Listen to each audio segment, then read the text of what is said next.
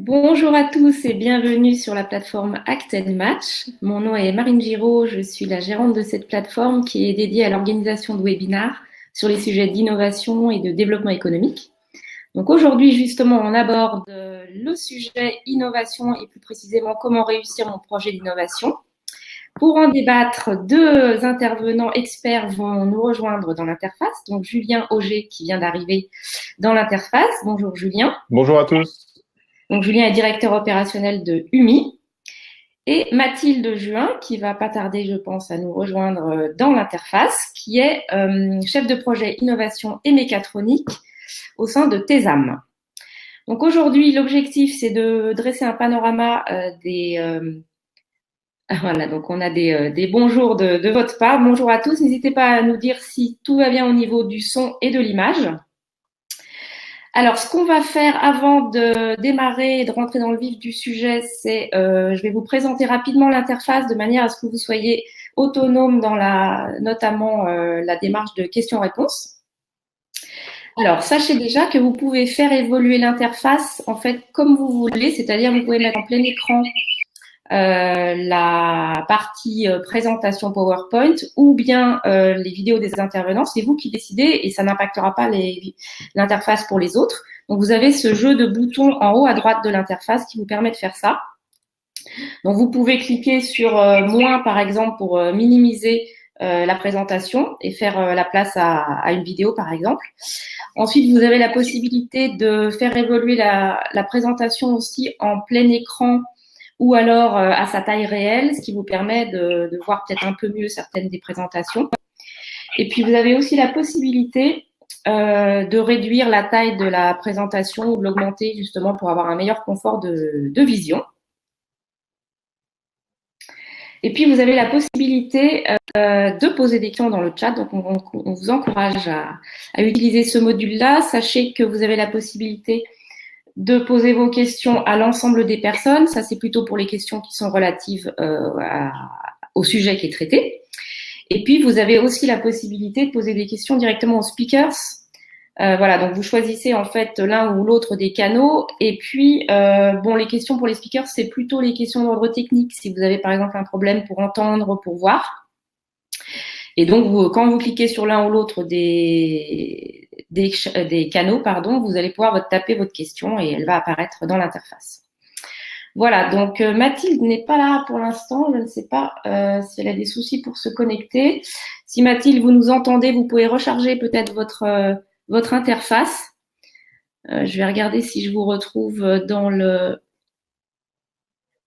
Non, vous n'êtes... Ah oui, donc Mathilde n'est plus là. Alors, attendez. Bon, donc Mathilde va revenir dans l'interface. Écoutez, en attendant, on va commencer en regardant deux vidéos, une vidéo de présentation de TESAM et une vidéo de présentation de UMI. Comme ça vous permettra de découvrir en vidéo les structures qui vont aborder le webinaire de ce jour. Donc, on commence par la présentation de TESAM. À tout de suite.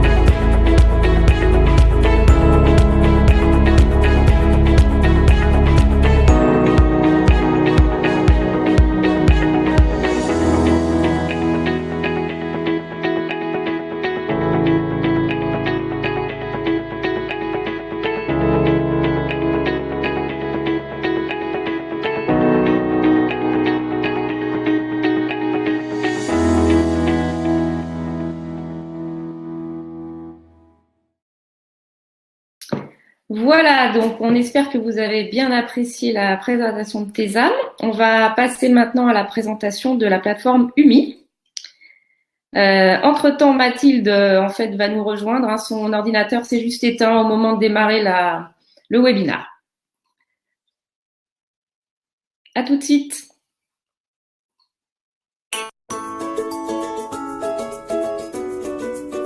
Innovative ideas, you've got them. The means to develop them, that's another story. Annual related to safeguarding your ideas make you question their viability, including what is the actual competition. How are you going to initiate partnerships? Where is the best potential market to launch your idea? So many questions, so few easy answers. UMI is here to help you. Simply write your idea into an innovation card, and we will take care of collecting expert opinions from professionals from all over the world in your targeted sector of activity. You can follow your submission's progress in real time, including, after a few weeks, a visual summary of the results. Finally, you can see clearly what the market has to offer you. Our overview provides commentary on technical and commercial aspects, an analysis of related patents, and a list of potential clients. Your innovation is now ready to take off, thanks to your future partnerships and the solid support of United Motion Ideas.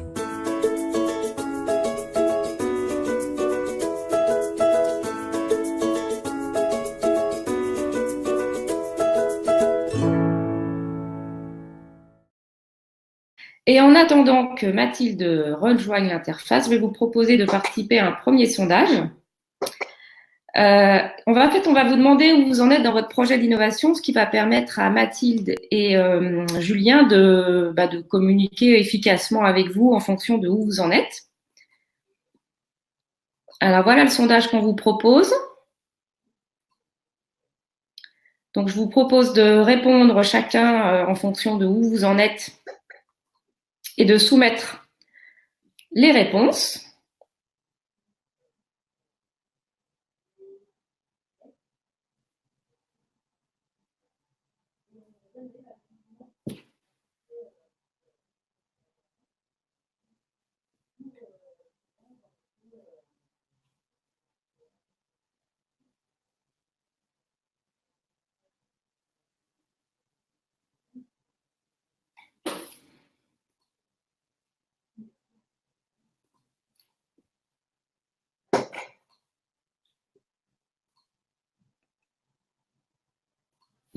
Voilà, donc on a finalement quelque chose d'assez varié en fonction de votre profil. Certains d'entre vous ont déjà une innovation sur le marché, d'autres sont en phase de commercialisation, d'autres un peu plus en amont sur la partie fabrication, d'autres sur le prototype. Donc finalement, il y en a très peu, en tout cas personne pour la preuve de concept pour l'instant.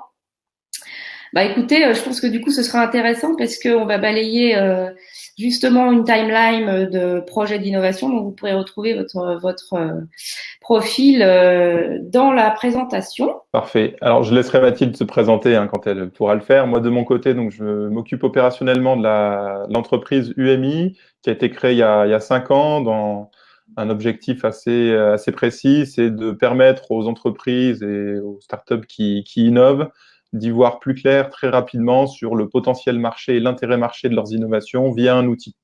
On reviendra en détail à la fin du webinaire sur le fonctionnement de l'outil et via une petite démo.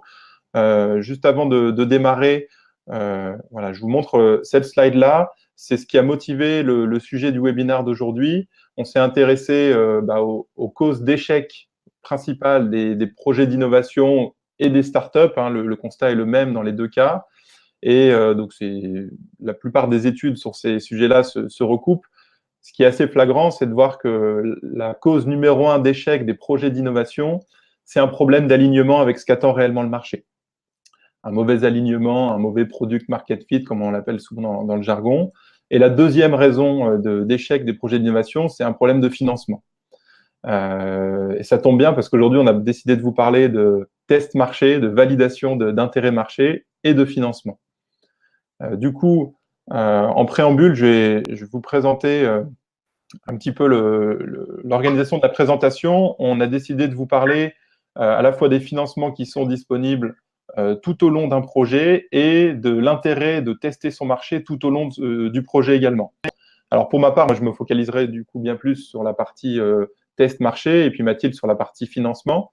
Donc en préambule, du coup, sans rentrer dans les détails de chacune des étapes, ce qui nous paraissait important, c'est de retranscrire auprès de vous quelques fondamentaux sur les projets d'innovation, puisqu'un projet d'innovation, par définition, c'est nouveau.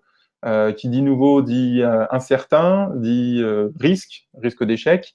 Et on se rend compte, en fait, que on ne peut pas uniquement se baser sur son intuition ou sur une analyse de ce qui s'est passé dans le passé pour se projeter sur ce que va donner votre innovation dans l'avenir. On est obligé, dans un projet d'innovation, de mesurer quel va être l'impact de votre projet.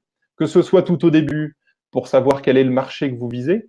Et quand on parle de marché ou d'application, ce qui nous paraît fondamental, c'est de s'assurer de bien identifier à quel point de douleur on répond, à quel besoin du marché on répond.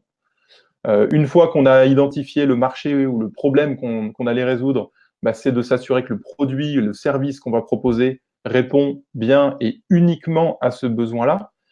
L'idée, c'est pas de proposer un couteau suisse pour tout le monde. Donc, je vous ai mis la petite citation très pertinente de Steve Jobs en la matière. On va aborder aussi les concepts un peu de MVP sur le Minimum Viable Product.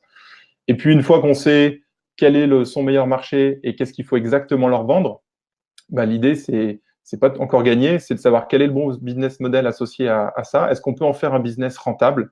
Parce que c'est ça, au final, qu'on peut donner comme définition au succès d'un projet d'innovation, c'est est-ce que ça apporte de la valeur sur le marché? Est-ce que je suis capable d'en tirer un business rentable? On n'est pas... Il faut bien que ça soit des revenus pour l'entreprise.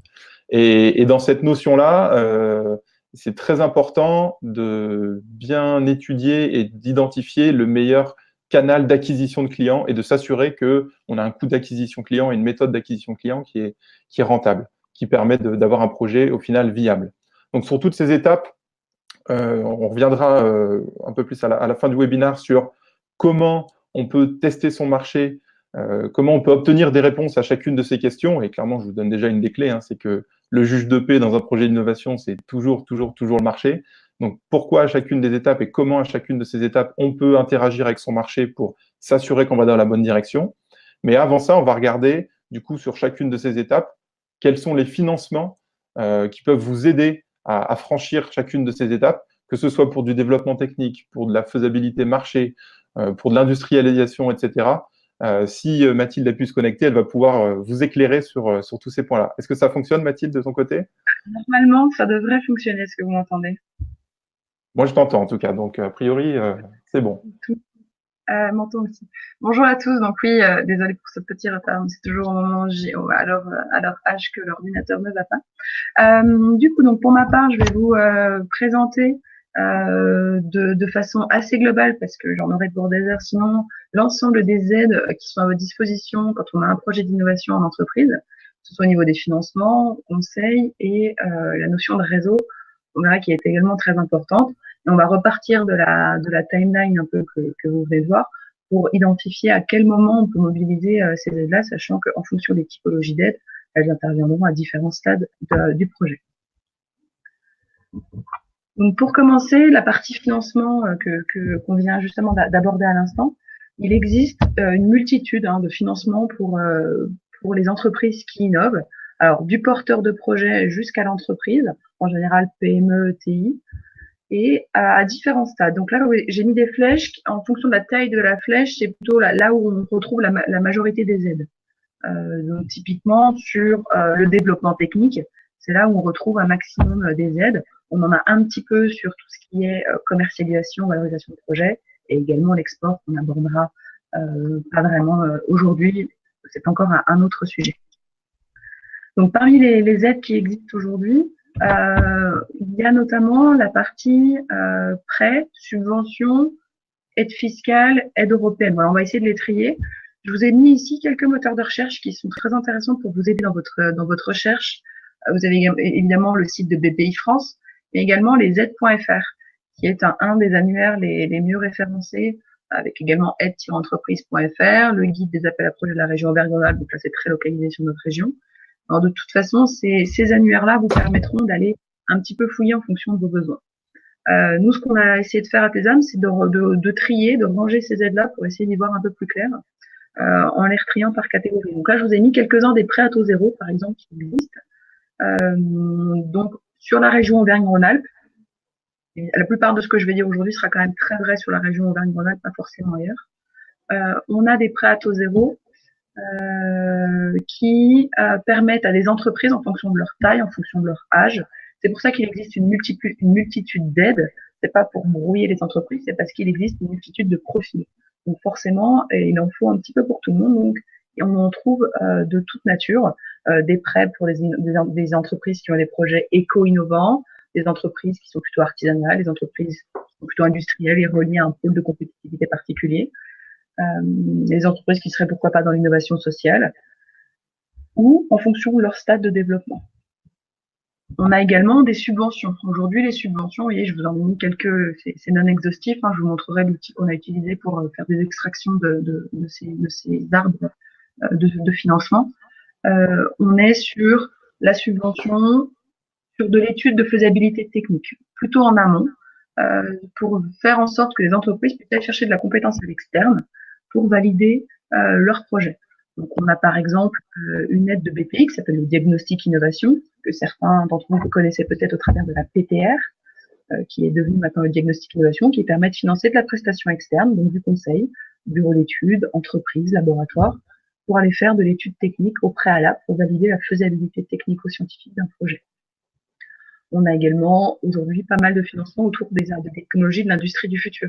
Quand une entreprise a besoin d'aller chercher des financements sur de la preuve de concept autour de l'utilisation de ces nouvelles technologies, fabrication additive, objets connectés, réalité augmentée, réalité virtuelle, robotisation. Là, il y a des structures comme l'ENE ou Captronic qui peuvent être intéressantes à solliciter. Ouais, il y a beaucoup d'acteurs. L'idée de toutes ces aides-là, c'est pas de tous les citer, hein, c'est vraiment de vous montrer qu'il y en a. Il faut par contre trouver le bon point d'entrée pour se demander par rapport à votre profil, votre projet, quelle est la bonne structure à adresser. Donc nous, à TESAM, on peut le faire sur la région Auvergne-Rhône-Alpes, de vous faire un relais vers ces structures-là, comme peut le faire par exemple l'agence Auvergne-Rhône-Alpes entreprise, certains connaissent peut-être aussi. Donc voilà, je vous ai mis quelques exemples sur les aides fiscales, évidemment, les projets collaboratifs, on en reviendra un petit peu après, les aides européennes, voilà. Il y a plusieurs catégories d'aides en fonction de l'ambition de votre projet. On retrouve également tout ce qui est aide non spécifique à l'innovation, comme les fonds propres, les aides en garantie, les prêts à peu près classiques, comme le prêt TPE, PME croissance de la région, qui est un prêt complémentaire à un prêt bancaire, qui est aujourd'hui très intéressant pour les entreprises qui ont besoin de financer du BFR, qui est en général assez complémentaire à un projet d'innovation, notamment dans sa phase de commercialisation. Donc voilà, je voulais juste de revenir sur quelques règles quand même pour réussir une demande de financement, qui sont des règles qu'on retrouve assez globalement partout. La règle du 1 pour 1, c'est-à-dire qu'aujourd'hui, quand une entreprise va chercher des fonds publics, il faut en général qu'il y ait le même montant en fonds privés, donc soit en apport de l'entreprise, soit côté banque. Évidemment, les fonds propres doivent être positifs. La plupart, c'est une condition à la majorité des aides que vous trouverez. Et les fonds propres sont à la hauteur des aides demandées. On vous prêtera la plupart du temps à hauteur de vos fonds propres. Dernier point, le dossier de demande doit mettre en avant l'innovation via pas seulement la technique. La plupart des écueils qu'on voit dans les projets, dans les dossiers d'entreprise, surtout dans les entreprises qui sont plutôt dans la technique, c'est de mettre que la technique en avant, de montrer toute la R&D qui a été faite, de montrer à quel point la technologie est intéressante, etc. Mais on n'apporte pas souvent la notion d'usage, c'est-à-dire concrètement à quoi ça va servir, à qui, où est la valeur ajoutée par rapport à l'existant, quel est le marché visé, quels sont les besoins du marché auquel ça répond. Voilà. Donc de bien revenir à cette notion-là du marché, hein, comme Julien l'a évoqué, le marché reste quand même un des points principaux doit rester un point principal de vos préoccupations, et également parler de vos perspectives de développement. Dans tous les cas, se faire accompagner pour une demande de financement est une des clés de réussite parce que ça permet vraiment d'avoir un regard neuf et externe en dehors de l'entreprise sur la façon de présenter votre projet. Quand on est dedans, quand on est dans le projet, bon, ça fait des mois que l'entreprise travaille sur son innovation, forcément, on n'est plus forcément très objectif et la façon de le présenter peut ne pas être celle la plus facile pour obtenir un financement. Sur la partie conseil accompagnement, là également, il existe une pléthore d'aides, que ce soit du conseil du conseil méthodologique, de l'accompagnement, de la recherche d'expertise. Les différentes structures qui accompagnent aujourd'hui, pareil, il en existe une multitude, les chambres consulaires, l'agence Auvergne-Rhône-Alpes Entreprises, des dames, des cabinets privés. Voilà, il existe plein d'acteurs. À vous de faire votre choix en fonction déjà de la localisation éventuellement de l'acteur pour avoir des agents de terrain qui connaissent ce territoire, soit plutôt des acteurs qui ont une vision globale, régionale, voire nationale, des acteurs avec qui tout simplement il y a un bon feeling. Quand vous allez commencer à être accompagné sur un projet d'innovation, forcément c'est des personnes qui vont rentrer intimement dans l'entreprise, dans votre stratégie, dans votre projet. Donc c'est toujours bien aussi d'avoir le choix dans les accompagnants pour savoir avec qui vous voulez travailler et qui vous avez le plus confiance pour emmener votre projet le plus loin possible. Donc pareil, en fonction des structures que vous allez solliciter, vous aurez accès à certains programmes ou pas, parce qu'on n'est pas tous éligibles à porter tous les programmes. Là, un des programmes phares de la région en matière d'innovation, c'est le programme Innovation PME. Le programme Innovation PME est piloté par TESAM au niveau régional et déployé par département, par nos partenaires. Donc, sur la Haute-Savoie et l'Est de l'Aube, ce sera par exemple TESAM. Sur le Rhône, l'Isère, ce seront les CCI. Voilà, la plupart du temps, ce sont les CCI qui sont mobilisés sur ces programmes-là pour avoir un interlocuteur sur le terrain. Mathilde, je vous propose qu'on passe la vidéo de présentation du programme, comme ça permettra de faire l'entrée en matière. Alors, on a une vidéo que TESAM a fait justement sur le programme Innovation PME, donc on va vous la proposer.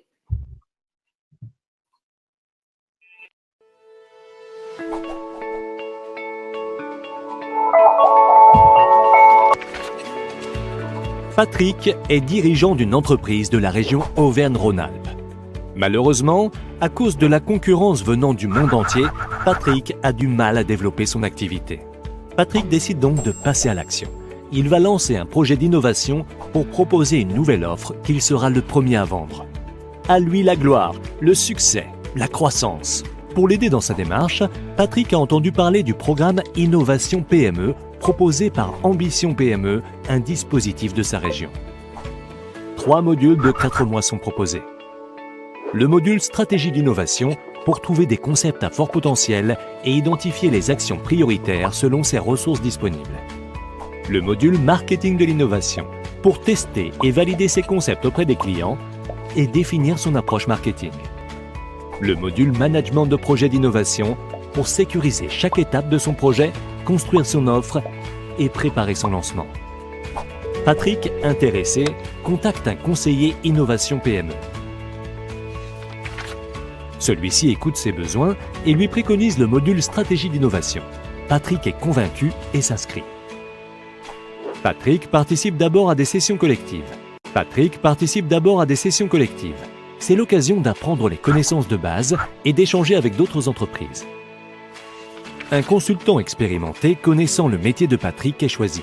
Pendant cette demi-journée, il va aider Patrick à trouver la bonne idée adaptée à son contexte. Ensemble, ils définissent également comment la mettre en œuvre.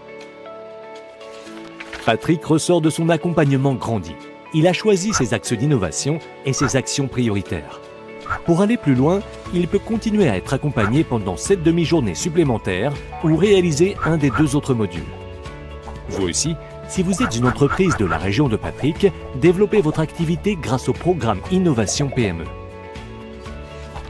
Les résultats sont concrets et adaptés à vos objectifs. Par exemple, la définition claire de votre offre par segment, une forte réduction du time to market ou encore le montage de dossiers de financement. De plus, sur notre site Ambition PME, vous pouvez tester si votre entreprise est éligible pour obtenir l'aide de la région. Innovation PME est proposée par des partenaires sur toute la région pour vous permettre d'obtenir les meilleurs résultats simplement. Alors, contactez-nous pour renforcer votre dynamique d'innovation et développer vos activités avec Innovation PME.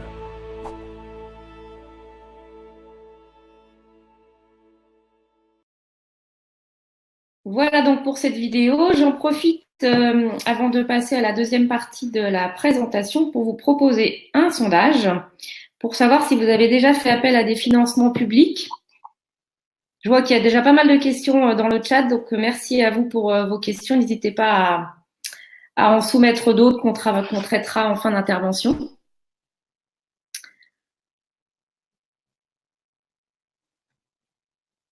Donc, on a l'air d'avoir un partage assez équivalent entre vous-même, si vous avez fait appel déjà ou pas à des financements publics. Donc, ça va être intéressant pour vous de voir comment en obtenir si c'est pas le cas. OK.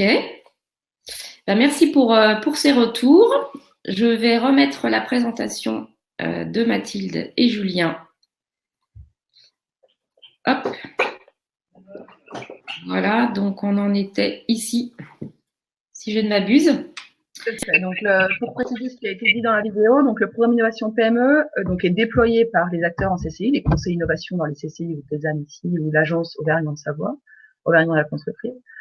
Mais concrètement, l'accompagnement est fait par des consultants qui ont été sélectionnés sur appel d'offres par la région. Tous les 3-4 ans, il y a un appel d'offres. Donc, ce sont des consultants qu'on a sélectionnés, qu'on a choisis par rapport à leur connaissance de filière, par rapport à leur connaissance de la TPE et de la PME. L'idée, c'est vraiment d'avoir des outils qui soient concrètement adaptés aux TPE, PME dans les outils qu'on va leur proposer, la méthodologie. Donc voilà. Et en termes de critères, dans la vidéo, il est marqué que sur le site, on peut tester son éligibilité. L'éligibilité se fait sur le code APE, sur la taille de l'entreprise, sur son chiffre d'affaires. Mais ça, en général, nous, on peut, si on est légèrement hors critères, voir avec la région souvent comment faire dépasser des dossiers hors cible, ce qu'on appelle. D'où l'intérêt de vraiment passer par un conseiller en CCI, TESAM ou l'agence sur l'environnement de l'entreprise pour vraiment regarder votre projet et la pertinence de rejoindre l'innovation PME. En termes de coûts, c'est un programme qui est subventionné à 70% par la région. C'est pour ça qu'un programme, comme tous les programmes dans Ambition PME, si vous allez sur le site Ambition PME, tous les programmes sont subventionnés par la région. Innovation PME, on est sur 70%. Donc, le reste à charge de l'entreprise, par exemple, pour Innovation PME, est à 2674 € en fait, pour les 4 à 8 mois d'accompagnement, en fonction du temps que ça prend par le consultant.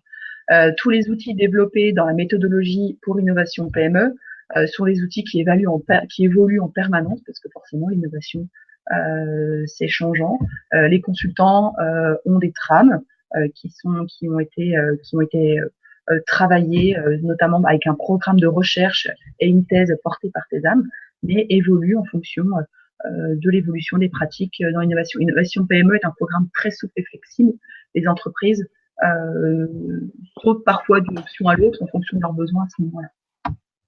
La région autorise également de prolonger le programme. Vous pouvez demander ce programme-là 2, 3, voire 4 fois en bénéficiant à chaque fois de la subvention. Il faut juste savoir que ces subventions rentrent dans le cadre des minimi. Il faut pouvoir s'assurer qu'au préalable, vous n'avez pas déjà dépassé votre seuil des aides minimi. Également sur la partie conseil accompagnement, sur la veille. Sur la veille, voilà, il y a pas mal de sujets. Les adhérents TESAM peuvent bénéficier d'une veille thématique. Donc ça, c'est des sujets sur lesquels on est très actif parce qu'aujourd'hui, dans les questions d'innovation, la veille est assez stratégique.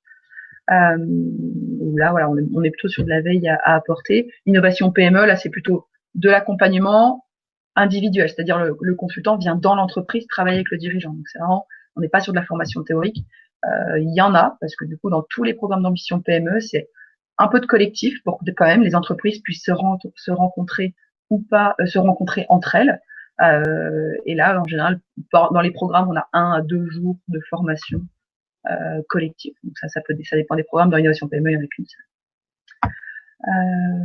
Voilà. Sur la partie aide également, conseil, accompagnement. Voilà, je vous ai mis quelques-unes des aides, évidemment, les aides en propriété intellectuelle, l'INPI, qui est une ressource très intéressante. Vous avez la liste de tous les Fab Labs, de tous les hubs recherche, de tous les instituts Carnot, tous les centres techniques, tous les pôles de compétitivité, tous les clusters. Tous ces gens-là doivent être sollicités à un moment donné parce qu'ils ont des connaissances filières qui peuvent être intéressantes pour vous. Il y a des clusters, voilà, je l'ai cité, des matériothèques. Voilà. Donc ça, il y en a beaucoup aussi. N'hésitez pas vraiment à regarder par rapport à votre secteur d'activité, le secteur que vous voulez toucher, d'aller intégrer, d'aller chercher des compétences là où elles sont. Évidemment, on peut vous aider à naviguer dans tous ces sujets-là. Voilà, je vous ai mis par exemple tout ce qui existait vraiment rapidement sur l'industrie du futur, le digital, toutes ces grandes thématiques en ce moment. Il y a beaucoup d'acteurs, beaucoup de ressources qui sont mobilisables. À nous, voilà, d'identifier votre besoin pour vous orienter à chaque fois vers la bonne structure, vers le bon acteur. Le réseau, j'en ai parlé, très très important à tous les stades du projet. Pourquoi faire appel, pourquoi élargir son réseau, pourquoi s'ouvrir, tout simplement pour toute cette bonne raison-là. Quand à un moment donné vous voulez rencontrer des secteurs, d'autres entreprises, parce que votre innovation peut intéresser d'autres marchés que vous ne connaissez pas, vous pouvez appliquer vos innovations sur d'autres secteurs d'activité, échanger avec d'autres dirigeants, mais de l'échange de bonnes pratiques, du retour d'expérience, surtout quand on se lance dans un projet innovant, connaître les erreurs qu'ont pu faire les autres et pas les faire soi-même vous fait gagner beaucoup de temps. Le réseau peut vous permettre aussi de faire des opportunités de co-développement, innover avec vos clients, innover avec vos fournisseurs, innover avec d'autres entreprises que vous ne connaissiez pas. C'est là en général qu'on voit les plus belles innovations sortir. Faire du réseau, c'est également faire de la veille de façon active et qualifiée. C'est développer une vraie culture de l'innovation en interne. C'est se faire connaître aussi quand on est dans un projet d'innovation. Faire connaître son entreprise, faire connaître son projet, ça permet aussi de le faire mûrir. Créer des synergies entre innovation et entreprise, je viens d'en parler. Et puis surtout, voilà, le réseau permet d'aller chercher les bonnes compétences au bon endroit, au bon moment. Le tout, la seule raison de faire du réseau au final, c'est d'accélérer et de sécuriser un potentiel d'innovation. Peut-être enchaîner, voilà, avec en effet, ce sondage là, Marie. La transition avec la présentation. Je vous propose de répondre à cette question. Est-ce que vous avez déjà co-innové ou fait du co-développement de projets innovants? Donc là, vous pouvez répondre à plusieurs. Vous pouvez apporter normalement plusieurs réponses, il me semble, sur ce sondage.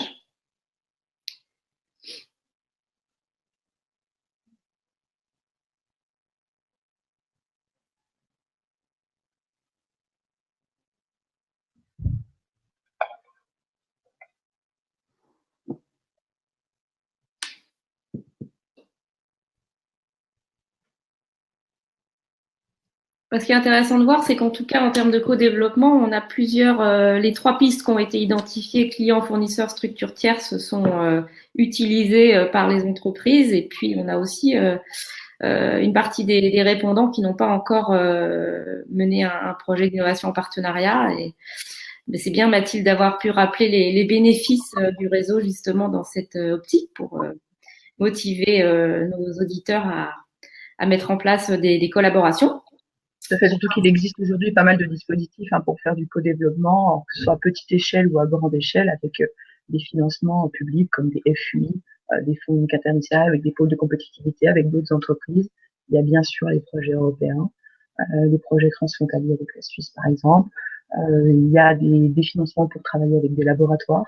Donc voilà, ça c'est des choses qui existent aujourd'hui pour faciliter aussi le co-développement, et les structures publiques telles que TESAM ou autres peuvent assurer l'animation des collectifs, l'animation de ces consortiums d'entreprises, parce qu'évidemment, il faut réussir à travailler ensemble ensuite.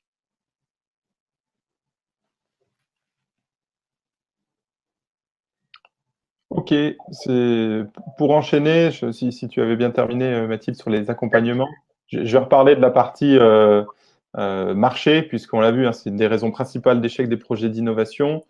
Aujourd'hui, considérer qu'il y a 100% des entrepreneurs, des startups ou des porteurs de projets innovants qui sont convaincus que c'est un bon projet, que ça va répondre à un vrai besoin, que ça va se transformer en un succès. Malheureusement, il y a entre 80 et 90% des projets qui ne vont pas au bout, c'est-à-dire qui n'aboutissent pas sur un business rentable. Et on l'a vu, le taux d'échec, il est principalement expliqué par un mauvais alignement avec ce qu'attend réellement le marché. Et en fait, en innovation, ce qui est singulier, c'est que comme c'est nouveau, on ne peut pas uniquement se baser sur son intuition, on ne peut pas uniquement se baser sur des tendances passées pour avoir des réponses, pour savoir s'il faut aller sur tel marché ou un autre, ou savoir s'il faut proposer tel produit à tel prix. La vraie réponse, elle vient des acteurs du marché. Et c'est pour ça que je vais vous présenter, alors je lance le partage d'écran, vous me confirmerez que ça fonctionne bien. Hop. Voilà. L'idée de création de notre plateforme web UMI, puisqu'on va s'attaquer à ça maintenant, c'est... J'espère que ça fonctionne bien. Oui, parfait. C'est que, en fait, obtenir des réponses de son marché, c'est une bonne intention. Malheureusement, dans certains cas, c'est difficile, ça prend du temps, donc ça coûte cher, principalement en B2B. Donc, je m'excuse pour ceux qui s'intéressent uniquement au B2C. Là, on va se focaliser sur le B2B. Pourquoi c'est difficile en B2B? Parce que les personnes, les acteurs du marché capables de vous apporter des réponses sur est-ce qu'ils ont réellement ce besoin, est-ce que ce besoin est critique sur leur activité, pour quelle application ils pourraient se servir de cette solution, de quoi ils ont besoin exactement, quel prix ils sont prêts à mettre, ces réponses-là ne peuvent venir que de certains acteurs, certains professionnels, certaines entreprises qui sont bien spécifiques. Ce sont ceux qui seront demain vos clients, les utilisateurs de vos solutions, des potentiels distributeurs, etc. En B2C, on peut demander, entre guillemets, à presque n'importe qui. En B2B, c'est beaucoup plus compliqué parce que c'est beaucoup plus ciblé. Dès lors que vous voulez avoir une réponse un peu plus globale que votre environnement proche, que ce soit en termes de géographie ou de réseau, ça devient très long. Tout ce qui est études marché, B2B, où on fait des entretiens, des interviews avec des entreprises, vous en avez vite pour plusieurs mois et plusieurs dizaines de milliers d'euros si vous sous-traitez ça. Donc, ça a été le point de départ, nous, de la création de cet outil, qu'on dénomme comme ça aujourd'hui, outil de test marché pour des projets d'innovation en B2B. L'idée, c'est de ne pas d'automatiser la réponse qu'on peut obtenir sur est-ce qu'il y a réellement un marché, est-ce qu'il y a réellement un besoin, etc. C'est d'automatiser la connexion avec les personnes capables de répondre à cette question. Donc, le principe de l'outil UMI, il est assez simple. À partir d'un projet que vous avez, mais qui peut être très, très amont, uniquement une idée, tant qu'on a une idée nouvelle ou une proposition de valeur à présenter au marché, on peut utiliser cet outil. Et donc, l'idée, c'est d'automatiser la présentation de cette idée ou de ce projet aux acteurs concernés. Donc, plutôt que de uniquement regarder dans votre carnet d'adresses, dans votre réseau ou dans le carnet d'adresses du cabinet qui vous accompagne, qui pourrait donner un avis pertinent sur ce sujet, nous, le choix qu'on a fait, c'est de développer des algorithmes. On a passé 3 ans en R&D à développer des algorithmes qui vont chercher automatiquement sur le web les acteurs concernés. Alors, les acteurs concernés sont qui? Ce sont les entreprises, les professionnels qui sont sur le terrain, qui demain, comme je disais, pourraient utiliser votre solution ou en tout cas être partie prenante. Très concrètement, l'outil permet d'atteindre les mêmes personnes que vous pourriez trouver vous-même à la main si vous cherchiez sur Google, sur LinkedIn ou sur une base de brevets, peu importe. Sauf que comme c'est automatisé, ça va beaucoup plus vite. On a l'habitude de dire qu'en moyenne, le temps que vous allez passer à trouver 5 ou 10 professionnels bien qualifiés avec qui vous adoreriez discuter, nous, on en aura trouvé 5000 et on les aura déjà contactés. Ça va vraiment beaucoup plus vite. Pour vous donner des métriques, en moyenne, sur un projet d'innovation, en l'espace de quelques jours, on va solliciter entre 2000 et 5000 professionnels. Parmi ceux-là, certains vont s'intéresser à votre projet et vont répondre, vont s'exprimer, vont répondre à des questions qu'on leur pose, qu'on définit ensemble, pour faire un tour d'horizon des questions clés à poser quand on veut valider l'intérêt de son projet d'innovation. Très important de comprendre que ces personnes-là qu'on va solliciter, qui sont des personnes comme vous et moi, qui pourraient, on peut toucher n'importe qui potentiellement à partir du moment où vous êtes visible sur le web quelque part. Ces personnes-là, nous, de base, on ne les connaît pas. Ils ne nous connaissent pas, eux, donc non plus, et ils ne nous doivent absolument rien. Alors, c'est un challenge, effectivement, de faire répondre ces gens-là. Vous pourriez me dire, vous, si vous recevez un email d'une personne que vous ne connaissez pas qui vous parle d'un sujet d'innovation, bon, il y a peut-être beaucoup de chances pour que, malheureusement, vous n'y prêtiez pas attention. La clé, c'est que c'est très ciblé. Ce qui fait que, généralement, on arrive quand même à les interpeller et à attirer leur attention parce qu'on touche à une solution qui est dans leur cœur de métier, leur cœur d'activité, qui pourrait impacter tout ça. Donc, c'est un challenge. Nous, on l'a résolu. On a des taux de réponse aujourd'hui qui sont entre 1 et 5% sur les projets, ce qui nous permet de garantir en moins d'un mois à ceux qui utilisent la plateforme, en moyenne, une cinquantaine de feedbacks très qualifiés sur leur projet. 50 en B2B, c'est beaucoup. C'est beaucoup parce que ça commence ça permet déjà de voir les tendances qui se dégagent et d'avoir une vue assez représentative de ce que pense le marché de votre innovation. On peut bien sûr interroger plusieurs marchés en parallèle. Mais donc, au-delà d'être un challenge, de faire répondre ces gens-là, que nous, de toute façon, on garantit le résultat, c'est une super opportunité. Parce que les personnes, les professionnels et les entreprises qui vont vous répondre le font uniquement parce qu'ils sont concernés ou intéressés par votre projet. Dans la plupart des cas, d'ailleurs, on ne dit même pas le nom de l'entreprise qui porte le projet. Donc, on veut vraiment que la motivation à répondre soit soit l'intérêt ou le contenu du projet, du concept. Ce qui est une vue beaucoup plus objective que lorsque vous allez vous-même interroger une personne ou une entreprise pour lui demander son avis sur votre projet. Il y a forcément le côté humain, l'affect qui rentre en ligne de compte et c'est difficile. Nous, malheureusement, non, heureusement, on arrive à avoir des retours très objectifs qui font mal parfois, même souvent, hein, des feedbacks très crus sur ce que vaut réellement cette innovation sur le marché. Mais au final, c'est ça qu'on veut avoir. C'est pas des gens qui nous brossent le projet dans le sens du poil, c'est des vraies réponses. Donc, juste quelques métriques. Hein. L'idée, c'est qu'en moins d'un mois, on peut contacter plusieurs milliers de professionnels pour avoir plusieurs dizaines, voire une centaine de retours, de feedback sur son projet. Ça peut être local ou mondial. Et comme c'est automatisé, ça coûte beaucoup moins cher que quand on le fait à la main, que ce soit en termes de temps ou en termes d'argent. Pour revenir au cas qu'on a vu tout à l'heure, ça peut être utilisé très en amont pour détecter sur quel marché il y a réellement un besoin chaud et pas uniquement un besoin tiède. C'est-à-dire, il y a plusieurs applications possibles. Je vois là où est-ce que les acteurs lèvent la main un peu plus haut que les autres pour me dire, ouais, là, sur mon marché, moi, ça répond réellement à un besoin.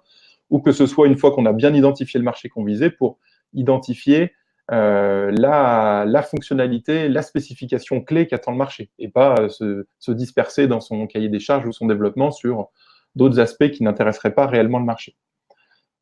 Au final, l'idée, c'est de vous éclairer sur ce qu'attend le marché et que vous puissiez prendre les bonnes décisions, mais en connaissance de cause et pas uniquement basé sur de l'intuition. Je vous montre quand même quelques exemples de projets. On en a passé depuis maintenant 2 ans et demi qu'on commercialise la plateforme 250. Donc 250 projets sont passés sur notre plateforme pour être testés auprès du marché. Il y en a dans tous les secteurs. Il y a beaucoup de technologies, mais il y a également des services innovants. Cette page est publique, hein, tous les liens vous seront envoyés après ce webinaire, donc je vais passer rapidement. Ce qu'il faut retenir, c'est qu'à partir du moment où vous avez une idée, un concept qui pourrait être intéressant pour le marché, on peut tester directement avec la plateforme. Et l'idée, c'est de le faire le plus tôt possible avant d'avoir dépensé des centaines de milliers d'euros en développement, de savoir si ça vaut le coup de le vendre avant de l'avoir produit et pas l'inverse. Je vous montre le type de résultat qu'on obtient.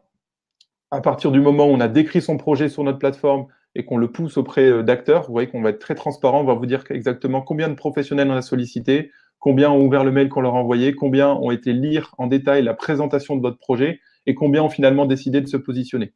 Clairement, pour eux, la clé, ce qui les motive à répondre, c'est que, 1, c'est en plein dans leur cœur de métier et ça les intrigue, et 2, comme on ne divulgue pas d'où ça vient et qu'on donne uniquement un premier niveau d'information, le seul moyen d'en savoir plus, c'est de répondre. C'est comme ça qu'on canalise les réponses. S'ils veulent être mis en relation avec vous, il faut qu'ils répondent. Le type de réponse qu'on obtient, voilà, là, c'est un vrai exemple de résultat, de livrable qu'on peut obtenir, où vous verrez d'où viennent les réponses qu'on a pu obtenir. Là, il y en a 58 en l'occurrence. Qui sont les professionnels qui ont répondu? Et clairement, on est très transparent. On vous dit le nom de la personne, son poste, son entreprise, qu'elle a bien voulu nous communiquer. Et vous pouvez voir l'intégralité de sa réponse. Si vous voulez aller voir ce que cette personne-là nous a raconté, vous pouvez tout de suite aller voir les réponses qu'elle a données aux questions qu'on a pu lui poser. Les questions qu'on leur pose, ce sont des questions, un mix entre des questions fermées et des questions ouvertes. Des questions fermées, pourquoi? Pour rapidement voir s'il y a une tendance qui se dégage. Typiquement, est-ce que la problématique qu'on a décrite dans notre pitch est réellement critique, est une problématique critique sur votre marché? Est-ce que c'est vraiment un point de douleur? C'est très important de voir s'il y a une majorité de professionnels sur ce marché-là qui estiment que oui ou que non. On peut bien sûr segmenter entre différents marchés pour sélectionner le meilleur. Mais aussi, on peut bien sûr poser des questions beaucoup plus ouvertes pour comprendre, par exemple, quelles sont leurs objections. Je vous montre un autre exemple où c'est assez marqué. On leur posait la question des freins. Est-ce que pour vous, on est dans le cas d'un nouveau matériau, est-ce que il peut y avoir des freins en termes d'acceptabilité? Ce que nous, on en conclut, basé sur 47 objections qu'on a pu avoir, c'est que clairement la pureté du matériau et le surcoût vont être des points bloquants. Reste à vous à voir si vous pouvez passer outre ces objections. Si nous, on vous affirme ça, c'est pas parce que c'est notre conviction, c'est parce que, regardez, il y a 47 personnes professionnelles bien qualifiées sur votre marché qui vont nous expliquer. Ça, ce sont les verbatims bruts des réponses des professionnels qui vous expliquent ce qu'ils pensent de votre projet, en l'occurrence là sur la partie objection. Et bien sûr, on peut poser une question spécifique, que ce soit sur le business model, sur le surcoût, sur des choses plus techniques. Vous voyez que là, c'est marqué, hein, on posait la question, notre client envisageait de vendre un produit premium, un matériau qui a une meilleure propriété, mais avec un surcoût. Clairement, on sent que là, sur le marché qu'il avait visé, Non, le marché n'est pas prêt à payer plus pour des meilleures propriétés. Au contraire, il souhaiterait réduire à la limite le coût, quitte à réduire aussi les propriétés. On peut poser vraiment plein de questions. La dernière chose importante, avant d'écouter vos questions à vous, c'est qu'au-delà d'avoir des réponses, la plateforme qu'on a développée, puisqu'elle s'appuie sur des vrais professionnels, des vraies entreprises et leurs réactions sur votre innovation, au-delà d'avoir donc une conclusion, une vue de ce que pense le marché, et donc de pouvoir en tirer des conclusions, vous avez aussi, bien sûr, des contacts, puisqu'on opère systématiquement la mise en relation avec les professionnels qui vous intéressent. C'est-à-dire qu'au-delà de se dire, OK, il faut aller sur ce marché-là avec telle proposition de valeur, vous avez déjà des candidats, des entreprises qui souhaitent travailler avec vous, que ce soit pour être client, bêta-testeur, développer la solution avec vous, qui vous expliquent pourquoi elles veulent le faire. Et libre à vous ensuite de travailler avec ces personnes-là ou pas. Donc voilà, à retenir, en moyenne, sur un projet, je reviens sur la présentation, sur un projet, on va contacter en l'espace de quelques semaines plusieurs milliers de professionnels pour obtenir en moyenne une cinquantaine, voire plus de retours et y voir très clair sur ce que le marché attend réellement par rapport à votre innovation. Donc c'est bien une réaction par rapport à ce que vous proposez, que ce soit pour valider un point de douleur, pour valider une solution que vous leur proposez, pour identifier quel est le meilleur marché, pour identifier le plus tôt possible les barrières auxquelles vous allez être confrontés, ou que ce soit pour trouver des partenaires et des clients. Voilà, j'ai fait court. N'hésitez pas si vous avez des questions plus précises sur la plateforme, je serais ravi d'y répondre. J'ai du coup pas regardé s'il y a eu des questions entre-temps. Je vais arrêter le partage d'écran, je pourrais le reprendre s'il y a besoin pour répondre à certaines questions. Et puis je vais peut-être vous laisser, Marine, animer la séance de questions-réponses. Oui, merci beaucoup Julien. Moi, ça me paraissait en tout cas très clair et je pense qu'il y aura probablement des commentaires de l'auditoire. Je propose qu'on passe d'abord aux questions qui ont été posées jusqu'à présent. Donc plutôt sur la partie présentation menée par vous et Mathilde. Alors, on avait notamment la question d'Antoine sur la règle du 1-1 par rapport aux fonds propres. Ça, c'est Mathilde qui l'avait un petit peu expliqué. 1 de subvention pour 1 de capitaux ou 1 de subvention pour 1 de capitaux plus dette financière. Donc, la question, c'est de réexpliquer cette règle. Du 1 pour 1, c'est quand vous allez demander, quand vous avez un projet de financement à 100 000 euros, la plupart des fois des fonds de financement vont vous demander d'apporter 50 000 d'apports privés, donc soit 50 000 euros d'apport en fonds propres supplémentaires, d'augmentation de capital, ou bien un emprunt bancaire. Et le restant pourra être en prêt à taux zéro ou en subvention. Donc ça, une fois de plus, c'est une règle qu'on retrouve pour chez certains financeurs. On est bien sur un apport privé face à un apport public. L'apport privé peut être une augmentation de capital, un blocage de compte courant ou un emprunt bancaire. Ok. Merci beaucoup pour cette réponse. On a une question de Nicole sur comment se faire référencer comme consultant pour participer. Ça, je l'ai évoqué. Les consultants référencés du financier via innovation, via Ambition PME, sont des consultants référencés sur appel d'offres à la région. D'accord, très bien. Est-ce qu'il est possible de faire fonctionner Innovation PME en antécréation? Non, Innovation PME s'adresse à des TPE-PME. Pour les antécréations, c'est-à-dire les personnes physiques, il y a d'autres dispositifs en général qu'on trouve plutôt dans les accompagnements dans les pépinières et les incubateurs. Très bien. On avait une question sur le prix, mais ça a été répondu tout à l'heure par Mathilde, donc on va passer cette question. Comment obtenir l'accréditation CIR? Ils n'ont pas répondu aux questions posées en ligne. Donc, une question sur la partie CIR. Est-ce que vous pouvez… Pour obtenir l'agrément CIR, c'est-à-dire pour être soi-même éligible pour que ses propres clients puissent bénéficier du CIR, il vous suffit d'aller sur le site internet du ministère sur le crédit impôt recherche et vous pouvez avoir accès aux documents de dépôt il y a un rescrit qui existe pour obtenir l'agrément CIR. Donc ça, n'hésitez pas si vous ne trouvez pas sur internet, contactez-moi sur LinkedIn et je vous enverrai le lien. Parfait, merci Mathilde. Une question de Yann sur est-ce que Innovation PME est une formation avec une sous-question du financement, d'une aide, éligibilité à une aide à la formation? Donc, comme je l'ai dit, en général, c'est 1-2 journées de formation, le reste, c'est de l'accompagnement individuel. Et vu qu'il y a déjà 70% de subventions de la région derrière, les fonds de formation ne peuvent pas être utilisés pour ces quelques journées. Très bien. Donc, on a une question de Nicole sur les co-innovations, comment faire financer ces co-innovations. Donc, il y a pas mal de dispositifs de financement en partenariat. C'est peut-être un peu vaste pour l'aborder ici. Là, FUI, Interreg, projet européen. Là, il y a eu l'appel à projet Booster de la région il n'y a pas très longtemps. Voilà, ça, il y en a quelques-uns. Il faut pareil bien nous solliciter pour voir lesquels on peut mettre en place. Voilà, donc en fait, TESAM peut aussi accompagner les entreprises sur ces financements de co-innovation. C'est ça, et on aide les entreprises à monter leur dossier de financement pour que ce soit le plus léger possible, le plus digeste, et que les entreprises puissent se concentrer sur leur métier, et nous, sur le nôtre, qui est en général de l'EVT, que ce soit une ou du cabinet privé, par exemple, à aider les entreprises concrètement à monter leur dossier de financement. Très bien, merci. Alors, on a deux questions qui sont plus liées à la présentation de liens sur UMI. Donc, est-ce que le marché sait ce qu'il veut? C'est une très bonne question et ça me fait plaisir d'y répondre puisque effectivement, bien souvent, je sais pas forcément qu'il ne sait pas ce qu'il veut, mais il l'exprime pas forcément. C'est bien pour ça que nous, on est parti du principe, on évite d'utiliser notre outil à blanc, c'est-à-dire demander à des acteurs, par exemple dans la pharma, et vous, quels sont vos besoins? Parce qu'on sait que malheureusement, c'est un peu lancer une bouteille à la mer. Donc nous, le principe est toujours le même. Plutôt que de leur demander de quoi ils ont besoin, on leur dit, on pense que vous avez besoin de ça. Voilà la solution qu'on vous propose par rapport à ça. Est-ce que vous estimez que c'est pertinent? Est-ce que si vous vous projetez sur l'arrivée de cette solution sur votre activité, est-ce que c'est pertinent? Donc, c'est une façon de contourner cette question qui est effectivement très complexe sur est-ce que le marché sait ce qu'il veut. Et je vois la deuxième question qui est sur quelle est la profondeur de chaque feedback. Alors, je vous ai montré un petit peu un extrait de ce qu'on peut obtenir comme réponse. En moyenne, les répondants passent une dizaine de minutes à s'exprimer sur votre projet, que ce soit sur les questions fermées ou sur des questions ouvertes. Donc, c'est clair, c'est un premier niveau d'information, mais 10 minutes, c'est quand même long, hein, ça vous donne déjà quand même beaucoup d'éléments.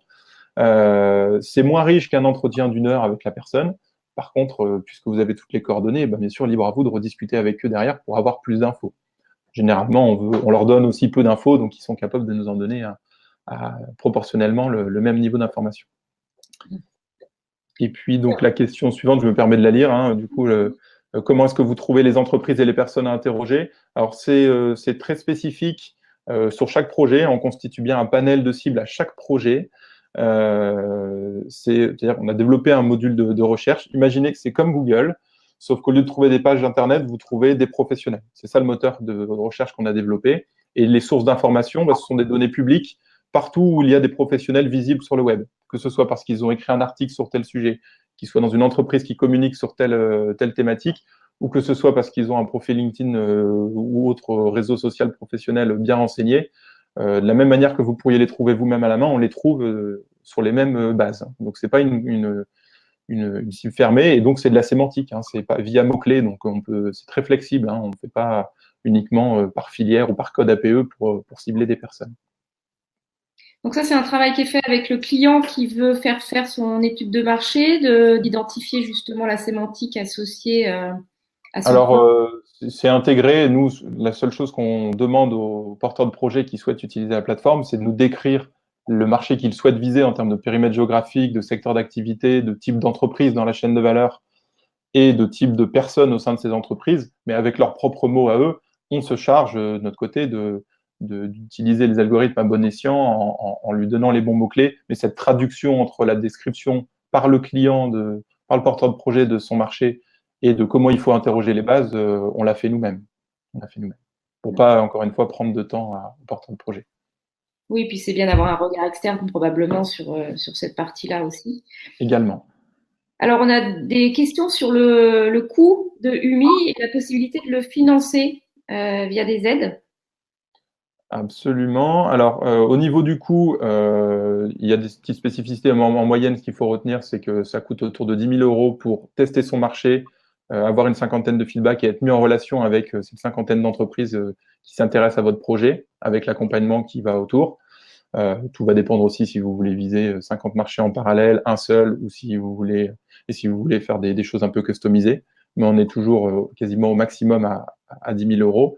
Et est-ce que ça peut être financé? Oui, bien sûr, il y a beaucoup d'aides qui financent de la faisabilité marché, du test marché, que ce soit BPI, Innovisi ou d'autres dispositifs. Hein, j'ai pas repris toute la liste, mais il y en a beaucoup qui financent cette partie-là. Ça rentre dans une ligne étude de marché qui pourrait être réalisée par une autre manière, hein, mais ça rentre exactement dans ces lignes-là.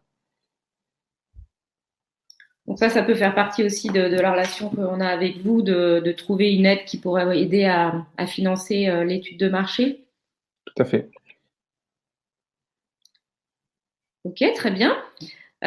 Donc on a une question sur les appels d'offres pour les consultants. Donc j'imagine que c'est en lien avec le référencement des consultants, Mathilde. Tout à fait. Donc là, il faut se tenir informé, il ne faut pas hésiter à se faire connaître. Vous avez sur le site Ambition PME, vous avez tous les référents programme par programme. Vous avez sur le régional, donc à vous faire connaître et à demander à être tenu au courant de l'évolution des programmes. Très bien, merci. Justement, je vais peut-être remettre la slide avec vos coordonnées, Mathilde, et puis Julien, je crois qu'on avait dit que vous l'aviez… Oui, j'ai été vite, j'ai pas montré cette slide, mais on pourra l'envoyer à tous les participants avec le support global, sans problème. Voilà, donc c'était aussi la question, effectivement, est-ce qu'on peut transmettre le PowerPoint et puis peut-être les liens vers… Oui, absolument. Ok, super. Pour les entreprises qui veulent, pour les personnes au niveau qui veulent avoir la vision globale de tous les dispositifs, le TESAM a conçu une cartographie des différentes aides qui existent pour les entreprises dans tout secteur d'activité confondu. C'est des extractions que vous avez vues dans le PowerPoint. Donc je peux vous montrer en partage d'écran rapidement. Donc, si jamais il y a certaines entreprises, certains d'entre vous qui veulent avoir accès à cette carte, voilà, typiquement, c'est une carte qui prend cette forme-là, une mind map, avec dans différents secteurs, la communication, la formation, le juridique, le réglementaire, la formation, l'innovation, le financement, tout ce qui peut exister en matière d'aide aux entreprises, croissance, export également, toutes les technologies, voilà. Donc, c'est vrai que c'est un outil qui est assez intéressant quand on veut avoir le panel de tout ce qui se fait aujourd'hui pour les entreprises. Donc, voilà. Super. Donc, ça veut dire qu'on passe par vous et puis vous pouvez nous présenter la cartographie ou aller chercher… Ça donne accès. Parfait. Écoutez, merci beaucoup. On a pu voir un certain nombre d'outils et de dispositifs. Et puis, c'est bien d'avoir les contacts pour savoir à qui s'adresser. On a bien compris l'intérêt d'être accompagné et le fait qu'il y a beaucoup d'aides qui sont associées. Donc, aller chercher la bonne aide avec le bon conseiller. Sachez que ce webinaire est disponible aussi en replay sur l'interface. Et puis, je voudrais prendre aussi le temps de remercier le pôle Plastipolis qui est l'instigateur de ce webinaire et qui est donc partenaire avec TESAM, UMI et Act & Match. Voilà, merci à vous de votre présence, merci à nos intervenants. Et puis, ils sont à votre disposition en cas de questions pour poursuivre les échanges. Merci à tous, très bonne journée. Bonne fin de journée à vous. À bientôt, au revoir.